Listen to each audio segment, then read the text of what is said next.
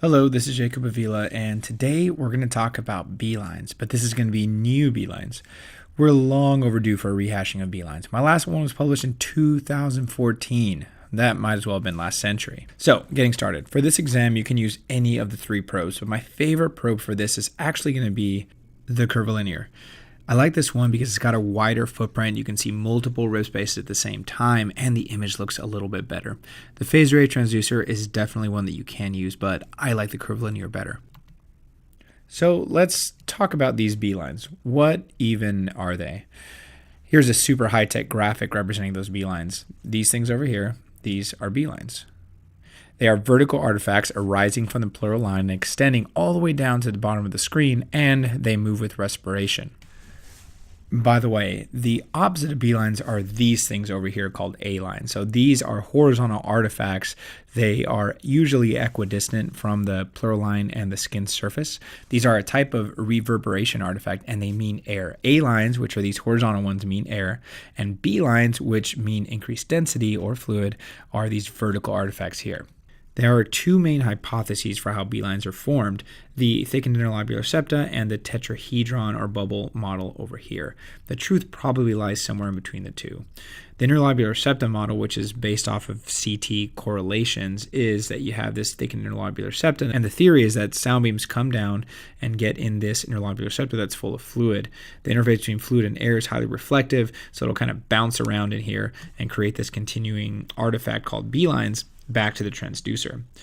The bubble or tetrahedron hypothesis is that you have these areas of fluid surrounded by these areas of air. So maybe an alveolus that has some fluid in it, an alveolus that has more air in it. This interface here is highly reflective for sound. Now let's see how this is formed. So you have this dotted line here that represents the sound coming from the transducer. It'll come down, and every time it hits that interface, it bounces around in that fluid-filled space, or that fluid-filled alveolus. And it'll create these little tiny reverberation artifacts that cause the B-lines. The reason I think this one is probably more correct is because this has been reproduced experimentally using very small bubbles in fluid. The interlobular septa model is based on imaging correlations with CT scans. This same study found that if you add more air bubbles, you create more B-lines. So it just makes a little more sense. It doesn't really matter exactly how they're formed. What matters is that you know that these B-lines mean that the patient has increased density in the lung.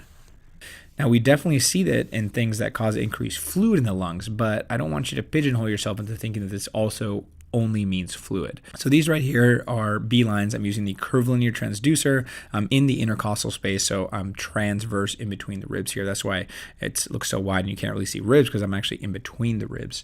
We like to think of B-lines as being present in cardiogenic pulmonary edema, and they definitely are, but they're also present in a multitude of other pathologies depending on what the underlying process is. So these things are not in a completely exhaustive list of what cause B-lines.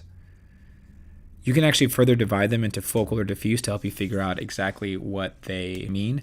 But what I usually do is I look at the patient in front of me and develop a pre-test probability of the patient having a certain disease. So take those B-lines. Remember, it's just a component. You have to figure out exactly what those B-lines mean. If you're looking lateral, so in the more dependent areas of the lung, very often just see B-lines back there, especially in someone who's been for whatever reason on a backboard for a long period of time. They're going to have atelectasis in the more dependent regions of the lungs, and they're going to have B-lines there. That doesn't mean that they have heart failure. That means that they have atelectasis, because atelectasis increases the density of the lung, which causes there to be B-lines. So this is how I usually scan. So this person is upright, but you can have them upright, you can have them laying down flat, and you just stick the transducer in the anterior chest wall and look for these B-lines. You can see here that this patient, because they're a healthy patient, not sick, has a pleural line here, a pleural line here, A-line, A-line, A-line, A-line, A-line. This patient does not have increased density in their lungs. Now, the way you decide if a patient has focal or diffuse B-lines is you divide each hemithorax into 4 zones, so that's 8 zones total. A positive zone is 3 or more B-lines per zone. And for a patient to be considered to have diffuse B-lines, they have to have 2 or more positive zones per side. So this patient, if they have 3 or more B-lines per zone, that's not per intercostal space, per zone, then this one here is considered to have diffuse B-lines, but this one is not, because it's not 2 or more per side. There's only 1 on this side. So to recap, beelines are vertical artifacts. They move with respiration and they extend down to the bottom of the visible screen. And remember, beelines can mean pretty much anything. You have to look at those beelines and remember that they mean an increase in density. That's it for this week's 5-Minute Sono. Please feel free to send me an email or a tweet if you have any questions or comments. And as always, don't forget to subscribe. Go to blog.5minutesono.com/subscribe, put in your name and your email address in the little text boxes, and never miss another video. And if you want these sent directly to your smart devices, type in 5-Minute Sono with whatever podcasting service you use. Leave me a rating and review and subscribe. If you ever want to take the extra step and actually scan with us in live patients in amazing locations, go to this website right up here. Check out these conferences we have. We have CastleFest coming up, and we have CaboFest after that. And at the end of the academic year, we are also going to do another conference in Yellowstone, which they're all my favorite, but I have a special place in my heart for Yellowstone. CastleFest is great. Cabo is amazing. Anyways, check out the website. If it looks good, just register, and look forward to seeing you there.